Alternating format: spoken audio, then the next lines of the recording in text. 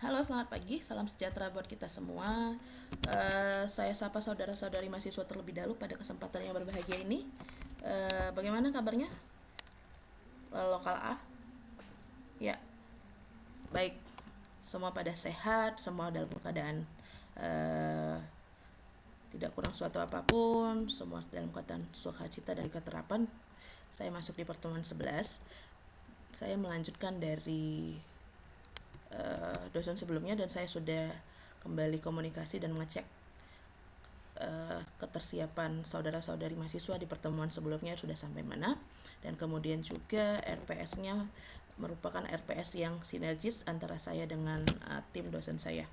Nah, terkait hal itu, maka dalam kesempatan yang berbahagia ini saya mau saudara-saudari terlebih dahulu untuk pertemuan kita untuk di pertemuan 11, topik kita pada kesempatan hari ini. Nah, dalam RPS pertemuan 11 sampai 13 menjadi satu kesatuan. Di situ berbicara tentang ordinary least square dan juga binary. Binary ini adalah suatu proses model di dalam regresi binary, ya. Kemudian kedua hal ini akan diaplikasikan modelnya di dalam kedua jenis data, yakni data time series dan data cross section. Nah, sehingga capaian pembelajaran di sini sudah saya rumuskan. CPMK-nya yang pertama adalah mampu merumuskan hasil persamaan ordinary least square yang disingkat OLS untuk data time series. Yang kedua, mampu merumuskan hasil persamaan ordinary least square untuk data cross section. Yang ketiga, mampu mengaplikasikan program pengolahan data dalam penyelesaian persamaan model analisis. Dan yang terakhir, mampu melengkapi hasil dengan presentasinya. Oke, baik. Nah, kita lanjut ya dulu. Nah, ini dia. Ini yang paling menarik. Jadi, kita untuk satu pertemuan ini menghabiskan pertemuan 11, apa saja yang akan kita bahas. Nah, kontennya ada yang pertama, saya akan berikan seperti warming up, ya, warming up, walaupun tadi sudah sempat warming up sebentar. Ya, warming up-nya saya akan kasih nanti semacam brainstorming sebagai pendahuluan dulu. Yang berikutnya ada langsung ke materinya. Pertama sekali kita akan membahas tentang ordinary least square, dan yang kedua kita akan menerapkan OLS itu untuk yang time series dan juga cross section secara teori terlebih dahulu. Maka setelah itu dengan data kita akan lebih aplikatif terhadap programnya. Program yang kita gunakan adalah dalam hal ini adalah EVIS. Nah, penjelasan penggunaan EVIS seperti apa nanti akan disampaikan lewat video tutorial, dan kemudian ada pemahaman dan hasil interpretasi daripada output yang telah keluar dari hasil program EVIS berupa program pengolahan data tadi. Dan yang terakhir saya akan memberikan secuplik kesimpulan dan juga terkait hal-hal yang harus dilaksanakan mahasiswa sebagai tugas proyeknya di rumah. Nah, pertama sekali saya akan memberikan penjelasan secara general, kita praktik bersama di dalam kelas. Nanti berikutnya saya berikan kesempatan saudara-saudari mahasiswa belajar mandiri untuk dapat mempraktekkannya dengan tugas project base-nya di rumah. Baik. Nah, saudari-saudari mahasiswa, saudara-saudari, silahkan ambil gadgetnya terlebih dahulu. Kita masuk kepada nih. Ini ada linknya di sini. Saudara-saudari tolong di foto, atau enggak saya copy dulu ya. Saya copy, saya berikan kepada saudari. Nah, oke. Saya anggap saudari siapa tadi ya yang saya berikan ya sudah menerima. Tolong di-share ke yang lain. Nah, sebagai langkah awal partisipasinya mahasiswa, saya mau cek. Nah, di sini kelihatan nih naik turunnya siapa yang menjawab. Yuk, silahkan. Saya beri waktu 10 menit aja. Tidak lebih ya, tidak lebih. Kurang lebih baik. Oke, 1, 2, 3, 4, masuk jawaban 5, 6. Oke. Saudara-saudari mahasiswa dalam hal ini sudah ada beberapa. Saya lanjut dulu. Saudara-saudari boleh menyambung.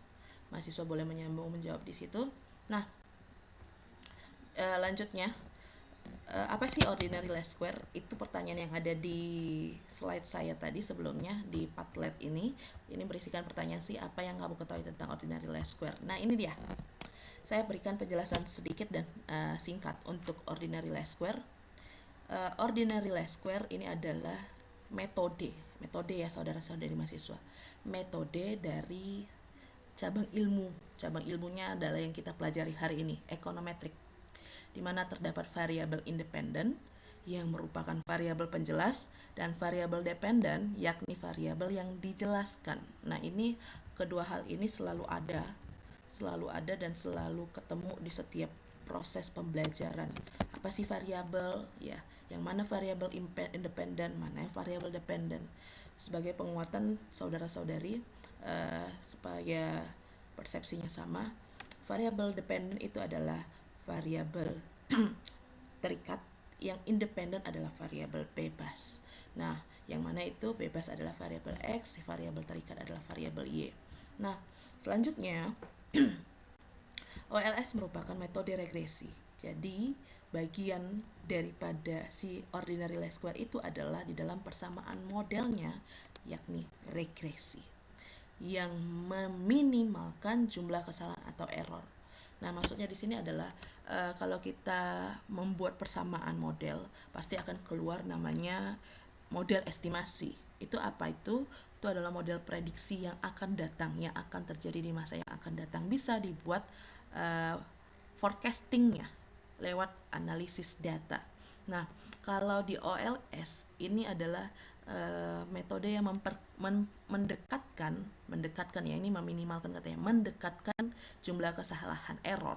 Nah, error itu apa? Error itu adalah selisih dari mana? Selisih dari Y.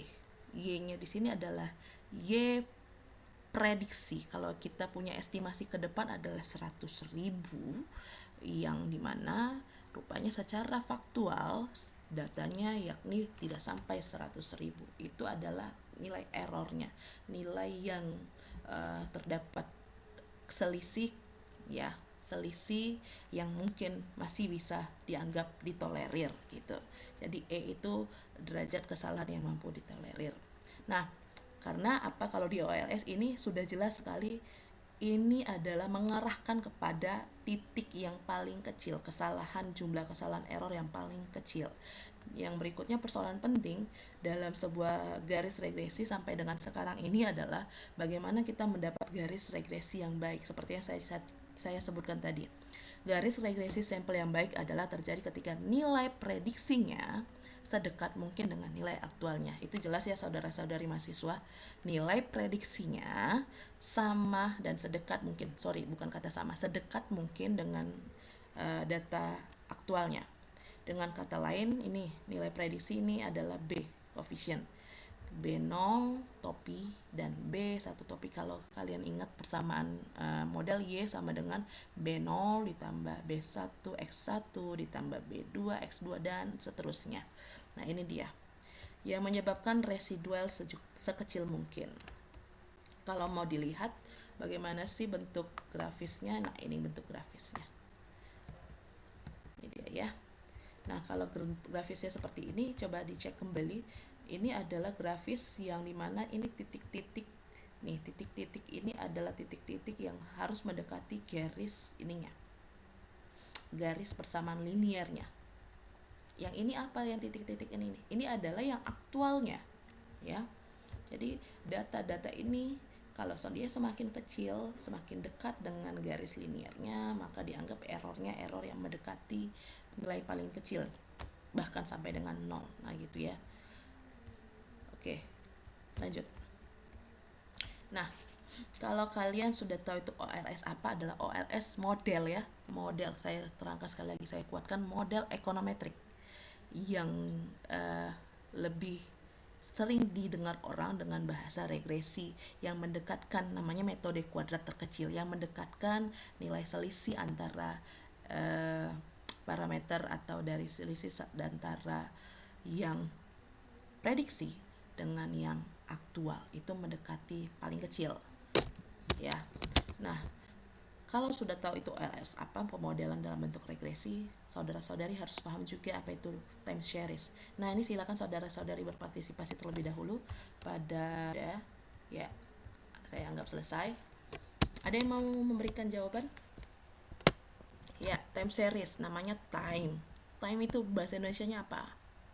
Waktu. Benar sekali. Nah, time itu waktu. Jadi runut waktu. Secara series itu berseri-seri, berarti runut ya.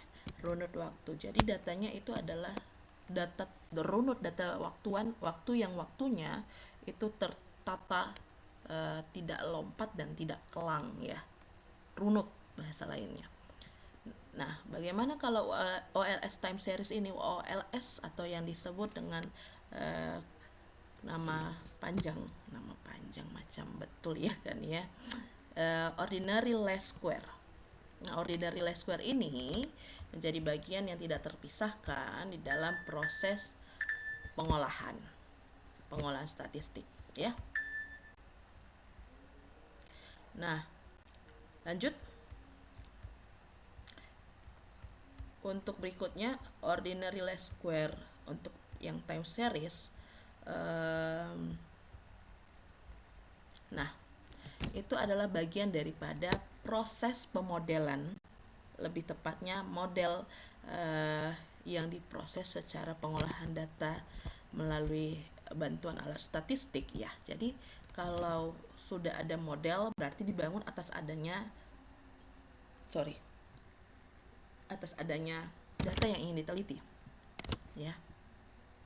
Sehingga dalam hal ini kalau sudah ada data time seriesnya, masukkan. Nah, itu yang saya akan ajarkan di akhir ya. Di akhir sudah ada untuk FUS-nya, programnya, saudara-saudari. Kalau tidak ada nanti saya berikan.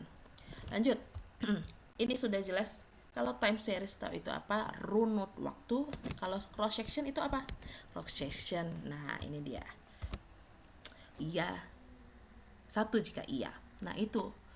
Nah, untuk hal itu, maka dalam mentabulasi data, ya cross section itu data. Sudah ada informasi, memberikan informasi berupa ya, itu 1 nilainya. Kalau tidak, nilainya 0. Nah, ini menjadi hal yang berikutnya di sesi setelah ini akan dibahas bagaimana sih cara penerapan aplikasinya untuk pengolahan data yang datanya ada data cross sectionnya, tapi datanya itu berupa dari periode ke periode. Di satu variabel dia adalah data cross section. Oke, nanti setelah ini kita bahas. Nah, ini dia yang saya janjikan tadi di depan. Yang seperti apa? Metode ordinary least square dengan ada 2 jenis data. Satu adalah data time series, satu lagi data cross section. Ada 2 jenis data yang tidak sama. Bagaimana jadi model OLS-nya? OLS-nya terbentuk dengan persamaan seperti yang ada di samping. Contohnya sudah saya berikan. Nah, D inilah yang mengkategorikan. Kategori dia karyawannya pria itu disimbolkan dengan angka 1, disimbolkan untuk 0 itu yang karyawannya bukan pria, atau dengan kata lain wanita. Enggak ada yang setengah-setengah ya, setengah perempuan setengah laki-laki, enggak ada itu. Regresi dalam hal ini kalau yang sudah saya sebutkan, nah ini dia.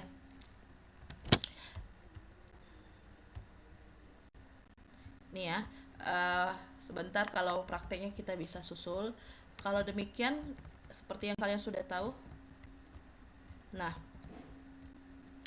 kalau demikian sudah tahu bisa ya datanya itu dari model tadi diolah, maka berikutnya kita akan menjelaskan dan memahami secara bersama-sama penggunaan FUS. Nah, kita 2 tahap yang akan kita lakukan bagaimana model OLS itu running ya, running dalam jadi data FUS, data time series pada FUS ya. Yang kedua, bagaimana model OLS itu bisa running di data yang sifatnya cenderung cross section menggunakan FUS juga. Nah, ini dia yang akan kita bahas. Install terlebih dahulu kalau tidak ada yang sudah punya